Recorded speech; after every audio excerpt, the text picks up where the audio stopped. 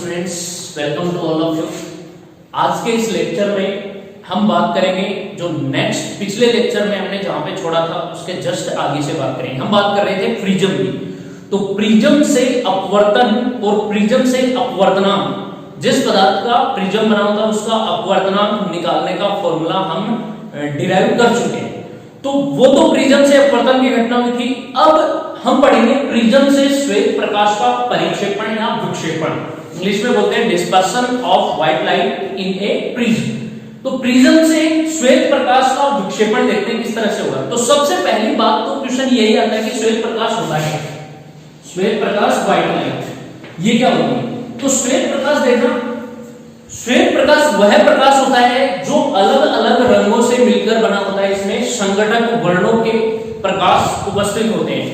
जैसे एग्जांपल के लिए सूर्य से जो आने वाला प्रकाश होता है उसमें कोई कलर नहीं होता है। जैसे सूर्य से आने वाला प्रकाश है वो प्रकाश हमें हल्का पीलापन लिए हुए दिखाई देता है। कई बार थोड़ा गौर से देखते हैं तो ऐसे देखते हैं कि इसमें ग्रीननेस भी थोड़ी है, ब्लू भी है, मतलब डिफरेंट कलर दिखते हैं। कभी लाइट कलर दिखता है, तो ऐसा नहीं है। तो वो जो सूर्य से आने वाला प्रकाश है वो कौन सा प्रकाश है? श्वेत प्रकाश, जो अपने संघटक रंगों से बना हुआ होता है। और सूर्य के प्रकाश में कितने रंग होते हैं? 7 रंग होते हैं। और यही श्वेत प्रकाश होता है। सूर्य से आने वाला प्रकाश होता है श्वेत प्रकाश।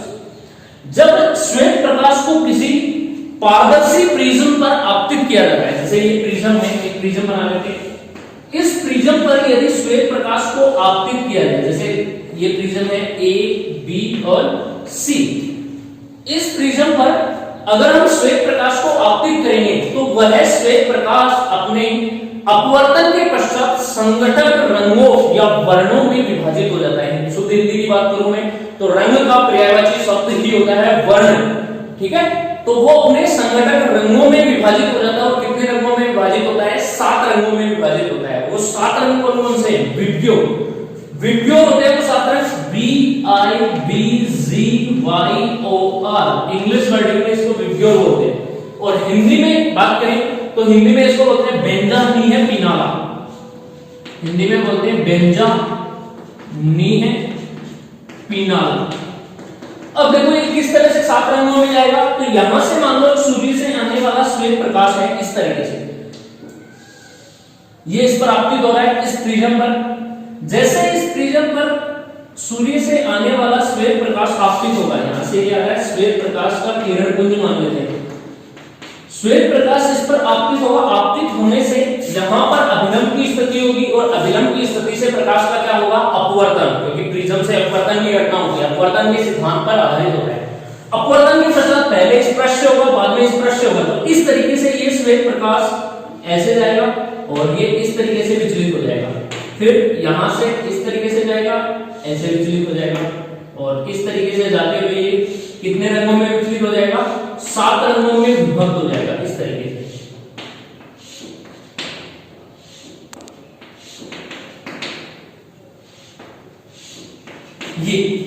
ये श्वेत प्रकाश 7 रंगों में विभक्त हो रहा है। तो इसमें हम बात करें तो सबसे ज्यादा विचलन वो कौन से रंग का होता है? लाल रंग का विचलन सबसे कम होता है और बैंगनी रंग का विचलन सबसे ज्यादा होता है। तो ये ध्यान में रखना। विचलन का मतलब कि आपतित किरण की दिशा और निर्गत किरण की दिशा के मध्य बना कौन सी? ये देखो आपतित किरण की दिशा कौन सी है? आपतित किरण की दिशा ये वाली होगी। ये कौन सी है? आपतित किरण। आपतित किरण की दिशा और निर्गत किरण कौन सी है? ये बहुत सारी 7 रंगों में विभाजित हो रहा है। तो इसमें से सबसे कम विचलन होगा वो लाल रंग का होगा, रेड। और सबसे ज्यादा विचलन होता है वो कौन से का होता है? वायलेट, बैंगनी रंग का होता है। तो नीचे वाला रंग है, देखो विचलन कोण ज्यादा बना रहा है। अगर इसको पीछे की ओर बढ़ाएं तो ये कोण यहाँ पे बनेगा और लाल रंग यहाँ पे ये कोण बनाएगा। तो दोनों रंगों के विचलन को हम डेल्टा से डिनोट करेंगे। तो ये जो 7 रंगों में विभाजित होगा वो कौन कौन से होते हैं? BIBZYOR। किस तरीके से होते हैं? सबसे ज्यादा विचलन बैंगनी रंग का होता है और सबसे कम विचलन लाल रंग का होता है। अब बात करते हैं 7 रंगों की। ये रंग कौन कौन से होते हैं? देखो B का मतलब है वायलेट, बैंगनी। I का मतलब है इंडिगो, जामुनी। फिर B का मतलब ब्लू, नीला। G ग्रीन, हरा। Y येलो, पीला। O ऑरेंज, नारंगी। और रेड, लाल। तो बेंजा नी है पिनाला, ये 7 रंगों में विभाजित होते हैं प्रिज्म से श्वेत प्रकाश और इस तरह से होगा। तो लाल रंग का विचलन देखें तो विचलन कोण के लिए इसकी आपतित किरण की दिशा ये और निर्गत किरण की दिशा ये वाली, इसको पीछे बढ़ाएं तो इन दोनों के मध्य ये बनने वाला ये वाला कोण होगा, कौन सा होगा, डेल्टा आर। कौन से रंग का विचलन है ये, लाल रंग का विचलन है। फिर बैंगनी रंग ये रहा, तो बैंगनी रंग का यहां से आपतित किरण की दिशा से ये बनने वाला कोण कौन सा होगा, डेल्टा वी। ये बैंगनी रंग का विचलन है। तो देखो ध्यान दो, यहां पर कौन से रंग का विचलन ज्यादा होता है, बैंगनी रंग का विचलन ज्यादा होता है लाल रंग के मुकाबले। तो इस तरीके से प्रिज्म द्वारा श्वेत प्रकाश को अपने 7 संघटक रंगों में विभाजित करने की घटना ही क्या कहलाती है, वर्ण विक्षेपण या परिक्षेपण बोलते हैं। कि किसी श्वेत प्रकाश को अपने रंगों में विभाजित करने की घटना ही डिस्पर्शन कहलाती है। तो ये ध्यान में रखना, ये प्रिज्म द्वारा होता है। क्लियर है। अब यहां पे हम बात करें विचलन की, तो देखो विचलन, अगर विचलन देखें इसमें तो विचलन सबसे ज्यादा होगा बैंगनी रंग का, उसके बाद में जामुनी का, फिर नीले का, फिर हरे का, फिर पीले, ऑरेंज और सबसे कम विचलन होगा लाल का। तो उस ऑर्डर को हम लिख सकते हैं यहाँ पर। नीचे बस इनके नाम लिखते जाएंगे ये शॉर्ट फॉर्म में इस तरह से। अगर हम मान लो हमें ब्लू का विचलन लेना है तो डेल्टा नीचे क्या लिखोगे, बी। ये वॉयलेट है, बैंगनी रंग का विचलन है, और ये किसका है, लाल रंग का विचलन। तो ये इस तरीके से होता है। ये था प्रिज्म से श्वेत प्रकाश का परिक्षेपण। इसके बाद में टॉपिक आता है विक्षेपण, कोणीय विक्षेपण, या फिर हम उसको बोल सकते हैं एंगुलर डिस्पर्शन। कोणीय विक्षेपण की बात करते हैं तो देखना कोणीय विक्षेपण क्या होगा। कोणीय विक्षेपण में इसको हम डिनोट करते हैं, एंगुलर डिस्पर्शन को थीटा से डिनोट करते हैं। तो श्वेत प्रकाश द्वारा विचलन में जो सबसे ज्यादा विचलन होता है वो होता है बैंगनी रंग का विचलन, और सबसे कम विचलन होता है वो होता है लाल रंग का। तो सबसे अधिक विचलन तथा न्यूनतम विचलन कोण का अंतर ही क्या कहलाता है, कोणीय विक्षेपण कहलाता है। जैसे यहां पे मैं आपको डायग्राम बना के बताता हूं। ये मान लो प्रिज्म है, इस प्रिज्म पर यहां से श्वेत प्रकाश आपतित हो रहा है। ये प्रिज्म है ए, बी और सी।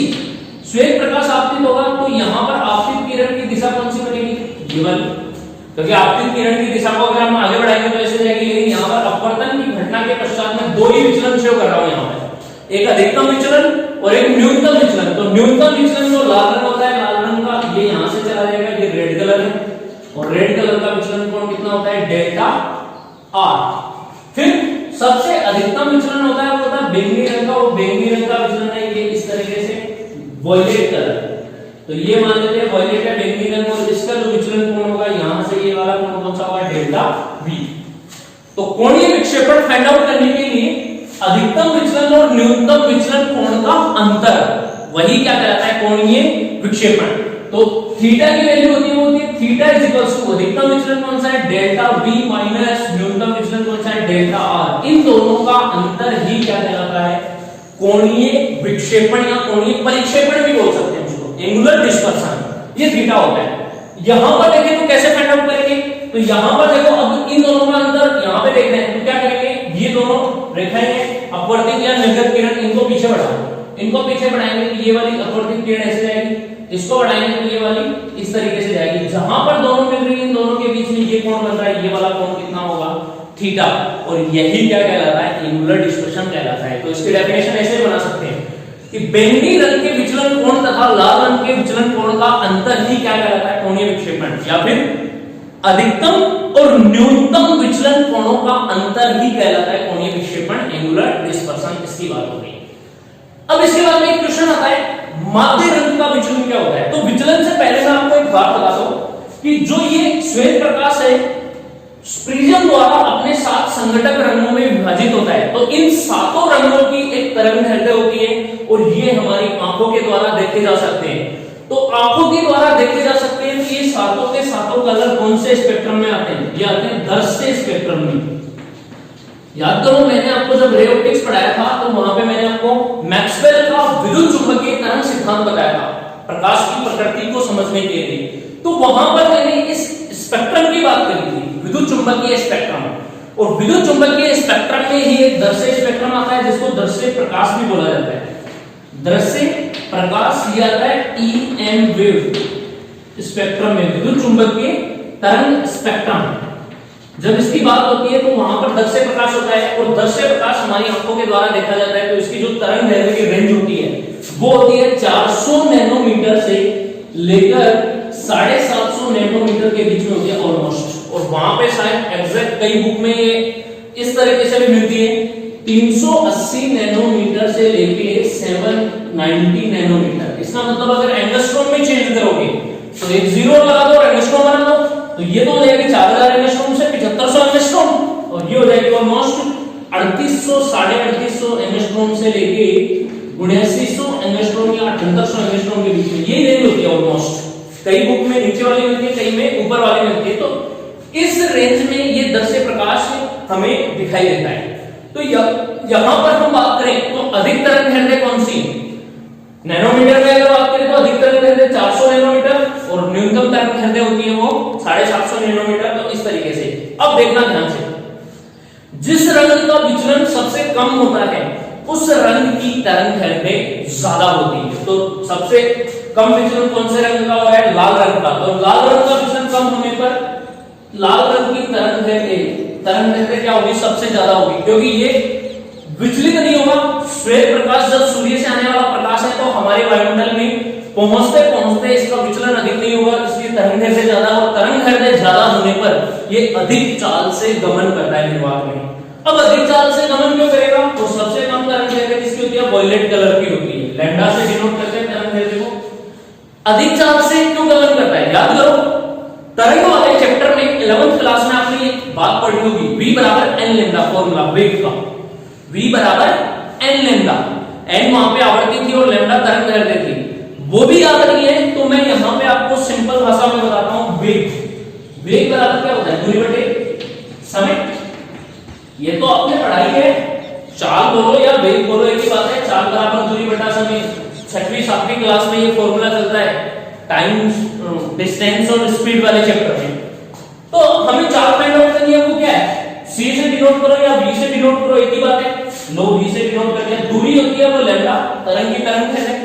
अब 1 बटा समय है, तो 1 बटा समय किसको डिनोट करेगा? आवर्ती।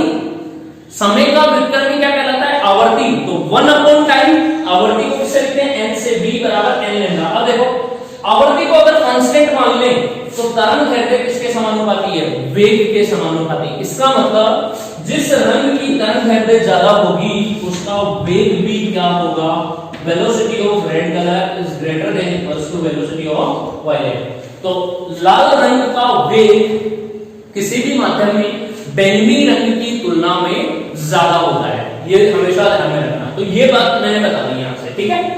तरंग दैर्घ्य वेग में भी हम संबंध निकाल सकते हैं विक्षेपण से, यहां पर देख सकते हैं, कोणीय विक्षेपण भी हमने पढ़ लिया। इसके बाद में एक और बात करते हैं माध्य रंग या फिर माध्य विक्षेपण। देखो, एक तो होती है न्यूनतम विचलन, एक होता है अधिकतम विचलन, और एक होता है माध्य विचलन। अब माध्य विचलन कैसे डिसाइड करें? कौन से रंग का विचलन माध्य होगा? तो क्या हम मैथमेटिकल या रीजनिंग वाली फॉर्म से करेंगे कि माध्य कलर लेना है, जो बीच में रंग होगा वही माध्य हो जाएगा, उसका ही क्या विचलन वही माध्य विचलन होगा?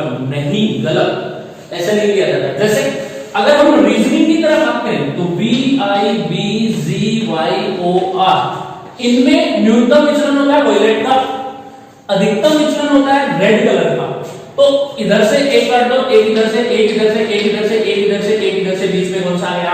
ग्रीन। 3 इधर से छोड़ दिए, 3 इधर से छोड़ दिए और बीच में ग्रीन आ गया। तो क्या ग्रीन कलर मध्य कलर होगा, मध्य रंग होगा? कभी नहीं। ऐसे डिसाइड नहीं होता है रीजनिंग वाले सिस्टम की तरह कि 3 आगे से छोड़ दो, 3 पीछे से छोड़ दो, बीच वाला ले लो, वही बीच वाला, कभी नहीं होगा। माध्य मतलब ये माध्य किसके टर्म में बोला गया है? ये बोला गया है तरंग दैर्घ्य के संबंध में, तरंग दैर्घ्य के टर्म्स में बोला गया कि अधिकतम तरंग दैर्घ्य होती है 400 नैनोमीटर, अधिकतम तरंग दैर्घ्य 400 नैनोमीटर और न्यूनतम तरंग दैर्घ्य 750 नैनोमीटर। इन दोनों पीक तरंग दैर्घ्यों का औसत निकालो, मतलब इन दोनों को जोड़ो और जोड़ के बाद में 2 से डिवाइड कर दो, तो जो वैल्यू आएगी तरंग दैर्घ्य की ऑलमोस्ट 3900 के करीब आती है, बीच में 3900, हाँ समथिंग ऐसे ही आती है, बीच में आती है। तो वो जो बीच की जो तरंग दैर्घ्य आएगी 5700 के समथिंग आएगी, वो तरंग दैर्घ्य जिस रंग के प्रकाश की होगी, मतलब यहां से इन दोनों का माध्य निकाला तो ऑलमोस्ट तरंग दैर्घ्य मान लो 5700 के लगभग आ रही है, एंगस्ट्रॉम के लगभग। यहां से एंगस्ट्रॉम में ज्ञात कर रहे हैं। अब ये 5700 एंगस्ट्रॉम तरंगदैर्घ्य होती है वो कौन से रंग की होती है? येलो। 5700 के लगभग जो रंग होता है तरंगदैर्घ्य के रंग वो होता है येलो। तो इसका मतलब यहाँ पर जो माध्य कलर लिया गया है वो कौन सा रंग होगा? येलो रंग होगा। अब देखो रीजनिंग के हिसाब से तो बीच में नहीं आ रहा, नहीं आ रहा ना कि 3 इधर से छोड़े 3 इधर से छोड़े, लेकिन माध्य तरंगदैर्घ्य के हिसाब से देखें तो ये बीच में कौन से रंग की तरंगदैर्घ्य है? येलो रंग की। तो हमेशा माध्य रंग कौन से रंग को माना गया है? पीले कलर को माना गया है। और पीले कलर की जो तरंगदैर्घ्य होगी और उसका जो विचलन होगा वही कोण विचलन, कोण जो बीच का होगा वही माध्य विचलन माना जाएगा। तो हमेशा ध्यान में रखना, अगर आपको क्वेश्चन में ये बोला गया कि माध्य विचलन, तो माध्य विचलन कौन से रंग को माना गया है? माध्य विचलन अगर देखें तो माध्य विचलन कोण हमेशा येलो रंग का होगा। और माध्य विचलन को किससे डिनोट करोगे आप? डेल्टा वाई से डिनोट करोगे। तो इस तरीके से हम माध्य विचलन को देख सकते हैं। तो मैंने आपको यहाँ पर 2 टॉपिक के बारे में बताया, एक्चुअली रिलेटेड ये एक ही टॉपिक है, उसी में एक डेफिनेशन निकल के आते हैं कोणीय विक्षेपण थीटा किसे कहते हैं। तो उसके बारे में यहाँ पे मैंने बताया। आई होप आपको अच्छे से समझ में आ गया होगा। वीडियो को पॉज करके देखिए, कोई भी इससे रिलेटेड अगर आपकी क्यूरी है, कोई भी आपको डाउट्स है इसमें, तो आप कमेंट सेक्शन में कमेंट कीजिए, मैं आपको जरूर रिप्लाई करूंगा उसका। नेक्स्ट टॉपिक देखते हैं परिक्षेपण क्षमता। इसके बाद में परिक्षेपण क्षमता किस तरीके से फाइंड आउट करेंगे वो देखेंगे।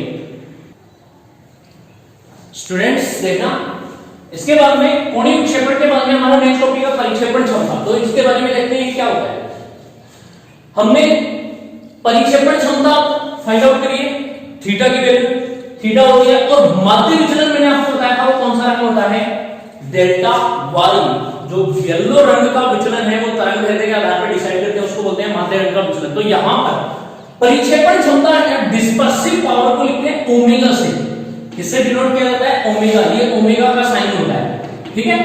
अब परिक्षेपण क्षमता की डेफिनेशन होती है ओमेगा, वो क्या होती है? ओमेगा इज इक्वल्स टू होता है थीटा अपॉन में डेल्टा वाई। क्या बोलते हैं इसको?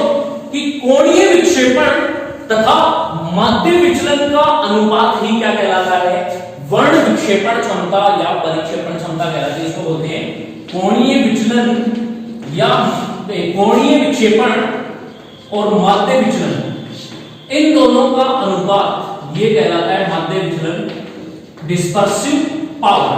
क्लियर है? या फिर दूसरे टर्म्स में बोलें तो कैसे बोल सकते हैं? देखो कोणीय विक्षेपण किसका अंतर होता है? अधिकतम और न्यूनतम विचलन का अंतर, यही तो होगा। तो इसको हम ऐसे भी बोल सकते हैं अधिकतम तथा मैक्सिमम एंड मिनिमम विचलन का अंतर। मैक्सिमम और मिनिमम विचलन का अंतर बटे में माध्य विचलन, इन दोनों का अनुपात भी क्या कहलाता है? डिस्पर्सिव पावर ओमेगा कहलाती है। इसको हम इस तरीके से डिनोट कर सकते हैं। क्लियर है? तो ओमेगा क्या होगा? कोणीय विक्षेपण तथा माध्य विचलन का अनुपात। तो यहां पर लिखते हैं तो ओमेगा इज इक्वल्स टू आएगा, थीटा की वैल्यू कितनी होती है? अधिकतम विचलन डेल्टा v माइनस में न्यूनतम विचलन डेल्टा r अपॉन में डेल्टा y। इसका अनुपात होगा, ये हमेशा किसके इक्वल होगा? परिक्षेपण क्षमता या वर्ण विक्षेपण क्षमता ओमेगा के इक्वल होगा। ध्यान देना स्टूडेंट्स, यहां से इंपॉर्टेंट न्यूमेरिकल बनता है, 1 मार्क्स का क्वेश्चन आता है, बहुत ही अच्छा क्वेश्चन बनता है। थ्योरेटिकल क्वेश्चन इसमें से बन के आता है कि जिसका विचलन कोण ज्यादा होगा कम होगा उसकी तरंगदैर्घ्य पर क्या प्रभाव पड़ेगा, उसका माध्यम में उसका वेग क्या होगा, जो अभी मैंने बताया आपको। तो उससे रिलेटेड थ्योरेटिकल क्वेश्चन बनता है। ये होती है परिक्षेपण क्षमता। अब हम इसको डिराइव करते हैं कि किस तरीके से इसका फॉर्मूला डिराइव होगा। तो सबसे पहले हम कोणीय विक्षेपण की बात करें, कोणीय विक्षेपण में कैसे होगा। तो वहां पर देखो ये जो विचलन आ रहे हैं, विचलन कोण डेल्टा v और डेल्टा r वो कहां से आ रहे हैं? प्रिज्म से। प्रिज्म से विचलन हो रहे हैं, तो प्रिज्म से विचलन की घटना, न्यूनतम विचलन की घटना हमने पढ़ी थी। और प्रिज्म से न्यूनतम विचलन की घटना का फॉर्मूला क्या आया था? प्रिज्म में न्यूनतम विचलन, प्रिज्म में न्यूनतम विचलन कोण, और न्यूनतम विचलन कोण किस पे डिपेंड करता है? याद होगा आपको, लास्ट लेक्चर में मैंने बताया था delta m is equals to mu minus 1 into में a। ये केवल और केवल प्रिज्म कोण a पर डिपेंड करता है, जबकि विचलन कोण किस पे डिपेंड करता है? आपतन कोण पे। और न्यूनतम विचलन कोण प्रिज्म कोण पे डिपेंड करता है। इससे रिलेटेड बहुत अच्छे न्यूमेरिकल बनते हैं। मैंने लास्ट वीडियो में आपको एक न्यूमेरिकल भी कराया, कंपटीशन लेवल का न्यूमेरिकल था, वो बहुत अच्छा क्वेश्चन था। अब यहां पे देखो न्यूनतम विचलन की कंडीशन में बात करूंगे तो ये म्यू क्या है? म्यू है वो प्रिज्म के पदार्थ का अपवर्तनांक किसके सापेक्ष? वायु के सापेक्ष। यदि मान लो प्रिज्म के पदार्थ का अपवर्तनांक n2 है और बाहर वाले का अपवर्तनांक n1 मान ले, तो ये कितना हो जाएगा? Mu n2 upon n1। इसको ऐसे भी लिख सकते हैं delta n equals to n2 upon n1 minus 1 into a, और n2 अपॉन n1 को क्या लिख सकते हैं? n21 delta n equals to n21 minus 1 into a। ये भी लिखा जा सकता है न्यूनतम विचलन को। तो ये बात हम डिस्कस कर चुके हैं किसमें? प्रिज्म से न्यूनतम विचलन की अवस्था में, वहां पर मैंने आपको बताया थी, डिस्कस हो चुकी थी। अब हम इस फॉर्मूले को डिराइव करेंगे। तो इस फॉर्मूले को डिराइव करने के लिए यहां पे देखते हैं थोड़ा सा, आप ट्राई करो कि कैसे करोगे। 10 सेकंड का टाइम आपके पास, 10 सेकंड में आप मेरे को ये करके बताओ कि किस तरीके से, कमेंट सेक्शन में लिख देना कि आप कैसे करोगे इसको। अब यहां पर देखो, इसको करने का तरीका बताता हूं मैं आपको।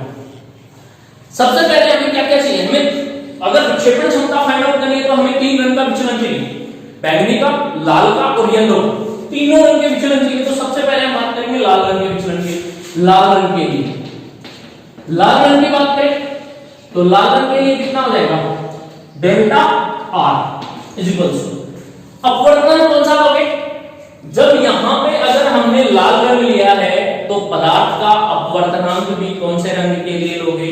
लाल रंग के लिए। और ध्यान देना, अगर किसी माध्यम का अपवर्तनांक अलग अलग रंगों के लिए अलग अलग हो, अगर मान लो एक माध्यम में कांच है तो कांच का अपवर्तनांक है वो अलग अलग रंगों के प्रकाश के लिए बदलता हो। जैसे लाल रंग का प्रकाश डाला तो इसका अपवर्तनांक 1.52 हो गया, पीले रंग का प्रकाश डाला तो इसका अपवर्तनांक 1.56 हो गया, बैंगनी रंग का प्रकाश डाला तो इसके लिए अपवर्तनांक 1.62 हो गया। मतलब एक ही पदार्थ है, उसका अपवर्तनांक अलग अलग रंगों या अलग अलग तरंगदैर्ध्य के प्रकाश के लिए अलग अलग प्राप्त हो। तो इस प्रकार का जो माध्यम होगा वो कौन सा माध्यम होगा? परिक्षेपी माध्यम कहलाता है। ध्यान रखना, कौन सा माध्यम कहलाता है? परिक्षेपी माध्यम। तो यहां पर मैं आपसे एक क्वेश्चन करता हूं, तो बताओ मुझे कांच कौन सा माध्यम होता है? प्रिज्म है वो कांच का बना है और कांच के पदार्थ का अलग अलग रंगों के लिए अपवर्तनांक क्या होता है? बदलता रहता है। इसलिए कांच हमेशा कौन सा माध्यम होता है? परिक्षेपी माध्यम होता है। ध्यान में रखना। फिर एक माध्यम होता है अपरिक्षेपी माध्यम। अगर ये परिक्षेपी माध्यम है तो एक माध्यम की ओर बात करते हैं, परिक्षेपी और अपरिक्षेपी माध्यम, दोनों परिक्षेपी और अपरिक्षेपी, ये दोनों माध्यम कौन से होते हैं? यहां से बहुत अच्छा थ्योरेटिकल क्वेश्चन बनता है, यहां से इंपॉर्टेंट क्वेश्चन बन के आता है। तो परिक्षेपी माध्यम मैंने बता दिया, वह माध्यम जिसके पदार्थ का अपवर्तनांक अलग अलग तरंगदैर्ध्यों के प्रकाश के लिए बदलता हो, कौन सा माध्यम कहलाता है? परिक्षेपी माध्यम। और वह पदार्थ जिसका अपवर्तनांक भिन्न भिन्न रंगों की तरंगदैर्ध्य के लिए परिवर्तित नहीं हो, बदलता नहीं हो, अर्थात अपवर्तनांक एक ही बना रहे, और उस माध्यम में प्रकाश का अलग अलग रंगों के प्रकाश का वेग भी नहीं बदलता हो, तो वो माध्यम कौन सा कहलाता है? अपरिक्षेपी माध्यम। जैसे बात करें हवा और निर्वात, हवा और निर्वात होते हैं, तो निर्वात में प्रकाश का वेग बदलता है क्या? किसी भी रंग का प्रकाश ले आओ, प्रकाश का वेग निर्वात में अधिकतम कितना होता है? 3 × 10⁸ मीटर पर सेकंड। तो कोई भी प्रकाश का रंग नहीं बदलता, इसलिए हवा और निर्वात कौन सा माध्यम होता है? अपरिक्षेपी माध्यम। जबकि कांच कौन सा माध्यम होगा? परिक्षेपी माध्यम होगा, क्योंकि प्रिज्म है वो कांच का बना है और इसमें अगर अलग अलग रंगों के प्रकाश डालेंगे तो उनके लिए जो तरंगदैर्ध्य अलग अलग होने के कारण इसका अपवर्तनांक भी क्या हो जाएगा? अलग अलग हो जाएगा। तो यही बात मैं आपको समझाना चाह रहा था, परिक्षेपी और अपरिक्षेपी माध्यम। अब हम उस पर बात करते हैं, वापस आते हैं। तो लाल रंग के प्रकाश के लिए विचलन कोण ले प्रिज्म से, तो विचलन डेल्टा m की जगह क्या लिखेंगे? डेल्टा R इक्वल्स टू, यहां पे था म्यू, तो ये म्यू कौन से रंग का अपवर्तनांक आएगा? देखो अभी मैंने एक बात बोला कि अलग अलग रंगों के प्रकाश के लिए पदार्थ का अपवर्तनांक भी क्या हो जाता है? अलग अलग। कांच के लिए तो इसका मतलब लाल रंग का प्रकाश डालेंगे तो लाल रंग के प्रकाश के लिए माध्यम का अपवर्तनांक क्या होगा? लाल हो जाएगा। लाल का जितना होगा तो उसको किससे डिनोट कर देंगे? Mu R. वो अपवर्तनांक है लाल रंग के लिए। फिर क्या है? -1 n2 में, और प्रिज्म कोण क्या है? वही रहेगा, क्योंकि प्रिज्म बदलना नहीं है, प्रिज्म सेम रखना है। पहले उसमें लाल रंग डालेंगे तो अलग अपवर्तनांक शो करेगा, फिर पीला रंग डालेंगे तो अलग अपवर्तनांक शो करेगा, और बैंगनी रंग डालेंगे तो अलग अपवर्तनांक शो करेगा। तो ये तो हो गया लाल रंग के लिए। अब बात करते हैं बैंगनी रंग के लिए। तो बैंगनी रंग के लिए बात करें तो वॉयलेट के लिए विचलन कोण कितना हो जाएगा? वॉयलेट कलर के लिए delta V is equals to mu V minus 1 into A, ये हो जाएगा बैंगनी रंग के लिए। अब क्वेश्चन यहां पे आता है कि आपको कोणीय विचलन फाइंड आउट करना है। कोणीय विचलन भी मैं बता दूंगा आपको, परिक्षेपण क्षमता दोनों ही यहां पे मैं डिस्कस कर दूंगा कि किस तरह से होगा। अब हमें एक रंग और चाहिए, कौन सा? माध्य रंग, जो कि पीला रंग है। तो पीले रंग के लिए अगर विचलन देखें तो क्या बनेगा? Delta y is equals to mu y minus 1 into में a। म्यू का करना ये पीले रंग के लिए, तीनों के लिए आ गया हमारे पास। अब हमें क्या फाइंड आउट करना है? दो टर्म्स फाइंड आउट करनी है, कोणीय विक्षेपण, एंगुलर डिस्पर्शन। तो कोणीय विक्षेपण कितना हो जाएगा यहां से समझना है इसको। अगर कोणीय विक्षेपण की बात करें तो थीटा, और थीटा क्या होता है? Delta v minus delta v में से डेल्टा r माइनस कर दो, इसको इक्वेशन 1 ले लो, इक्वेशन 2 ले लो, इक्वेशन 3। इक्वेशन 1 2 में से एक को घटाएंगे तो थीटा कितना आएगा? तो theta is equals to mu v minus 1 into a minus mu r minus 1 into में a। क्रॉस मल्टीप्लाई, मतलब इसका अंदर मल्टीप्लाई कर देंगे तो क्या बनेगा? Theta is equals to mu v into a minus mu r into a plus a। तो plus a minus a cancel, इन दोनों में से a कॉमन आ जाएगा तो थीटा कितना होगा? तो theta is equals to mu violet minus में म्यू रेड इनटू में a प्रिज्म कोण। ये क्या बन के आ रहा है? क्या बन के आ रहा है यहां से? कोणीय विक्षेपण। कोणीय विक्षेपण बोले या फिर कोणीय परिक्षेपण बोले तो ये फॉर्मूला आएगा। देखो सेम साइज फॉर्मूला है, यहां पे mu v mu minus 1 into a, लेकिन यहां पर विचलन का क्या होता है? कोणीय में थीटा में अंतर होता है। तो अंतर में इसकी जगह क्या आ जाएगा? रेड वायलेट कलर का आ जाएगा, जिसका विचलन ज्यादा है तो उसके लिए अपवर्तनांक आ जाएगा माइनस, जिसका विचलन कम है उसका, मतलब जिसमें से घटाते हैं वो पहले आ जाएगा यहां पर, और जिसको घटाते हैं वो बाद में आ जाएगा उसका अपवर्तनांक। और इस तरीके से हम डिराइव कर लेंगे। n की फॉर्म में भी लिख सकते हैं। अगर हम अपवर्तनांक को स्मॉल n से लिखें तो भी ये हमारा क्या होगा? राइट होगा, कोई गलती नहीं होगी। n की फॉर्म में लिख के दिखाता हूं मैं आपको। n की फॉर्म में लिखेंगे तो थीटा इज इक्वल्स टू कितना हो जाएगा? nv माइनस में nr इनटू में a। ये लो, अपवर्तनांक को n से तो डिनोट करते हैं, तो इस तरीके से हम फाइंड आउट कर सकते हैं, इसको यहां से लिख सकते हैं।